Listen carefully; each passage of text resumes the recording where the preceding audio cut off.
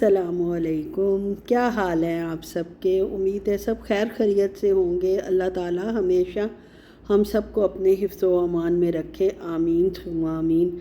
ये जनाब सुबह सुबह आज उठ के मैंने नाश्ते के बाद चने भिगोए थे। भिगोने रात को थे क्योंकि आजकल मौसम ऐसा है कि दालों और चनों को बहुत जल्दी कीड़ा लग जाता है। तो बेहतर ये है कि बजाय उनको डब्बों में रखने के या तो दालें फ्रिज में रख दें और जो चने हैं काले या वाइट उनको बॉईल करके फ्रीज़ कर दें। उससे ये बचे रहेंगे और ज़ाया भी नहीं होंगे और यूज़ भी आराम से अब आसानी हो जाती है। जब ज़रूरत हो तैयार पड़े होते हैं, पकाएं और जान छुड़ाएं। और ये जनाब आलू हैं जो मैंने लिए थे, फ्राइड पोटैटोज़ जो कि फ्राइंग के लिए थे। लेकिन जनाब वो चिप्स इतने अच्छे बने और घर वालों को इतने पसंद आए तो मैंने सोचा कि जिस मकसद के लिए हैं वो बनाकर ख़त्म कर दिया जाए। ये ना हो कि इनके तल तल के खिलाने में ही सारे ख़त्म हो जाए। और मुझे बनानी थी इसकी स्माइलीज़, क्योंकि जो पहले जो आलू नॉर्मली हम यूज़ करते हैं उनमें स्टार्च बहुत ज़्यादा होता है, जिसकी वजह से उसमें कॉर्नफ्लोर और ब्रेड क्रम्स जो हैं वो ज़्यादा डालने पड़ते हैं तो वो सॉफ़्ट बनते हैं। बाहर से इनको क्रिस्पी होना चाहिए स्माइलीज़ को और अंदर से सॉफ़्ट। तो इस मकसद के लिए मैंने लिए थे कि पहले जनाब ये सऊदीया में स्माइलीज़ बहुत आसानी से और मिल जाते थे, हर स्टोर में हर मॉल में पड़े हुए होते थे, लेकिन अब काफ़ी अरसे से नहीं आ रहे। एक आध दफ़ा मुझे कोल्ड स्टोरेज से मिले हैं, एक पैकेट मैंने लिया था।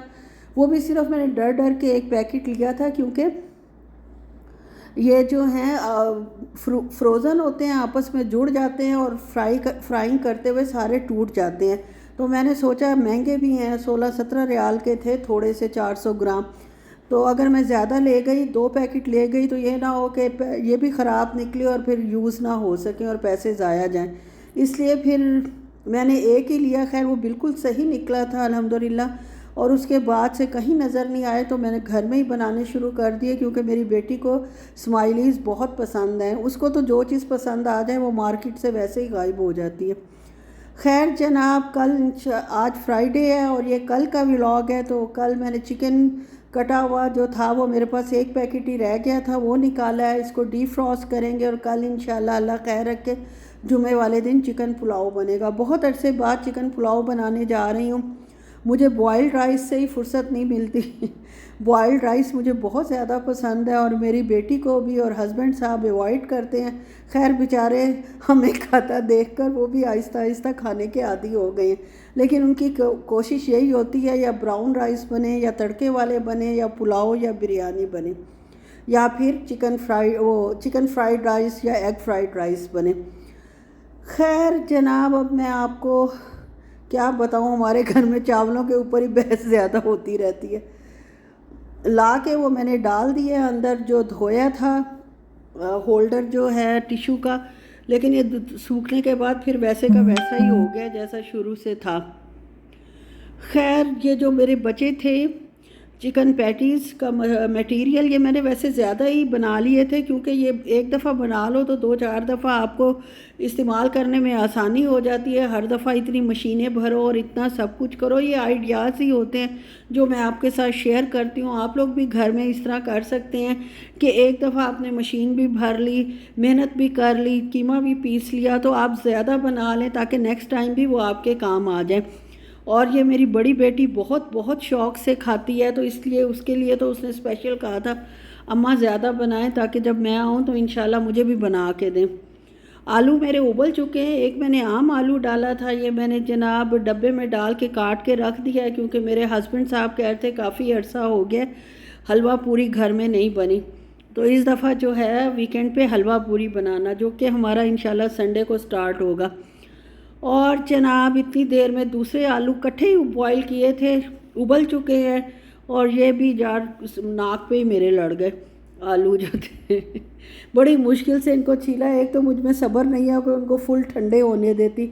मैंने जो काम करना होता है बस सोच लिया है तो करना ही करना है। ये बड़ी गंदी आदत है, बाज़ औक़ात बहुत गंदी लगती है, बाज़ औक़ात इसका फ़ायदा हो जाता है। अब वो जनाब इतने गर्म आलूओं को मैं जनाब पहले कद्दूकश करने की कोशिश किया तो वो टूट टूट के गिरने लग गए। फिर इससे बेहतर सोचा कि स्ट्रेनर से निकाल लूँ। इन आलूओं में मतलब स्मूथनेस बहुत ज़्यादा होनी चाहिए। स्माइलीज़ की जो पहली शर्त है, आलू बहुत ज़्यादा स्मूथ होने चाहिए।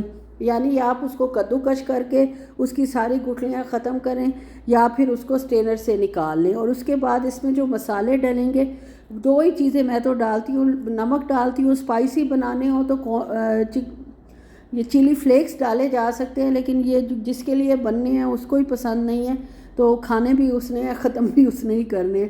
तो इसलिए मैंने सिर्फ नमक डाला है। थोड़ा सा मैंने इसमें ब्रेड क्रम्स डाले हैं, तकरीबन 2 टेबल स्पून के करीब। और ये 1 किलो आलू थे, 1 आलू मैंने इसमें से निकाला था और इसमें 2 टेबल स्पून ही बस मैं कॉर्नफ्लोर डालूँगी और इसको अच्छे से हमने गूँदना है। अगर कोई लम्प रह गया है तो उसको कोशिश करें कि निकाल दें, और अगर नहीं निकाल सकते तो माजरत कर लें, जब कोई खाएगा वो खुद ही बता देगा कि भाई इतने स्मूथ ये नहीं हुए हुए। बस वो बेसब्री की वजह से ऐसा हुआ है कि मैं अगर इनको थोड़ा टाइम देती, ठंडा कर लेती बिल्कुल अच्छी तरह, ना हाथ जलते और काम भी ज़्यादा बेहतर हो जाता।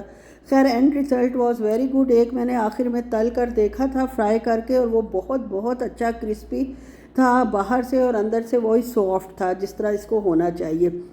ये आलू बहरहाल हिट गए हैं। इस मकसद के लिए इनको मैंने अच्छी तरह आटे को या आलूओं को गूंद लिया, आटे की तरह गूंदा है। और गूंदने के बाद अब मैं इसके छोटे छोटे बॉल्स बना लूँगी।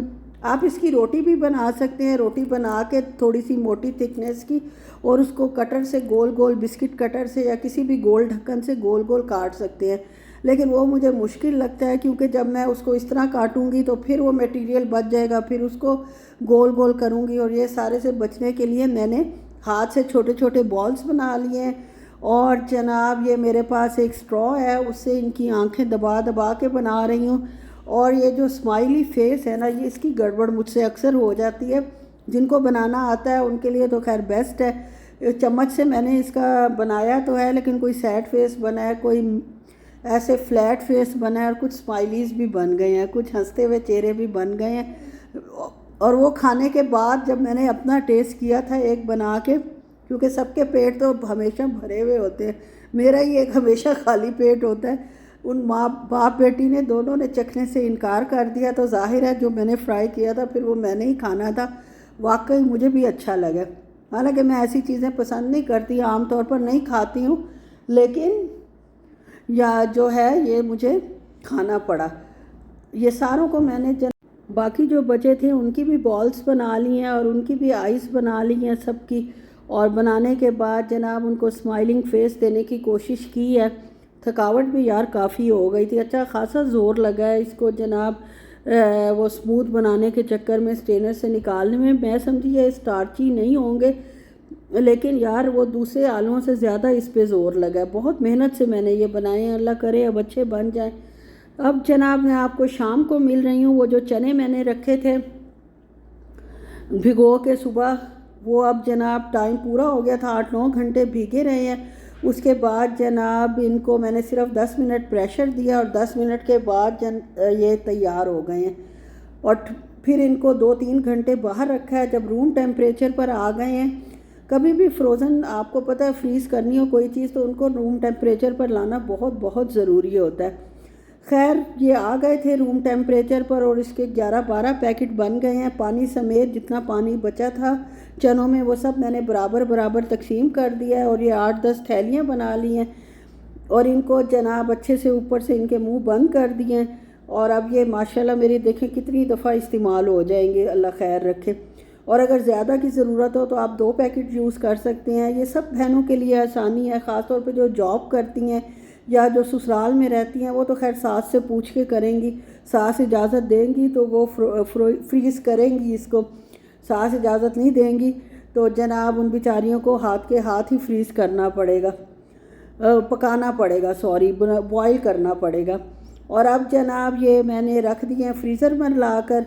और फिर मुझे ख़्याल आया कि काले चने भी मैंने लिए थे, उनको भी बॉईल करके रख देती हूँ, क्योंकि पहले सऊदीया में कभी दालों में कीड़े नहीं आए थे। लेकिन अब मैंने देखा है, मुझे एक दाल मेरी बाहर पड़ी हुई थी और वो मुझे फेंकनी पड़ी थी क्योंकि उसमें सारे कीड़े भरे हुए थे। पहले साल साल भी दाल पड़ी रहती थी तो कभी उसमें कीड़ा नहीं लगता था। अब बहरहाल मौसम तो यहाँ खुश्क और गर्म ही है, बिल्कुल वैसा ही है, लेकिन फिर भी कीड़े पड़ रहे हैं। तो पाकिस्तान में तो खैर ये बहुत ही ज़्यादा मसला है, वहाँ तो बड़ी जल्दी पड़ जाते हैं। वहाँ तो खैर मैं दालें रखती ही फ्रिज में हूँ और जनाब चने शने बॉईल करके रख लेती हूँ। ये खैर चनों के बॉयल का तो मैं कहती हूँ ये तो एक बहुत ही आला टोटका है ना। अगर चना चाट कोई गेस्ट आना हो बनानी हो, या आपका खुद खाने को दिल कर रहा है, या आपने चना का पुलाव बनाना हो, चनों का सालन बनाना हो, पूरियों के साथ बनाने हो, तैयार चीज़ मिल जाए तो पकाने में कितना एक टाइम लगता है, कुछ टाइम भी नहीं लगता। खैर ये काले चने भी मैंने भिगो दिए हैं और इंशाल्लाह इनको भी बॉईल करके इसी तरह फ्रीज़ कर लूँगी जिस तरह वाइट चनों को किया है। और बस यहीं तक था मेरा व्लॉग। अच्छा लगे तो लाइक शेयर और सब्सक्राइब कर दें। अपना ख्याल रखें।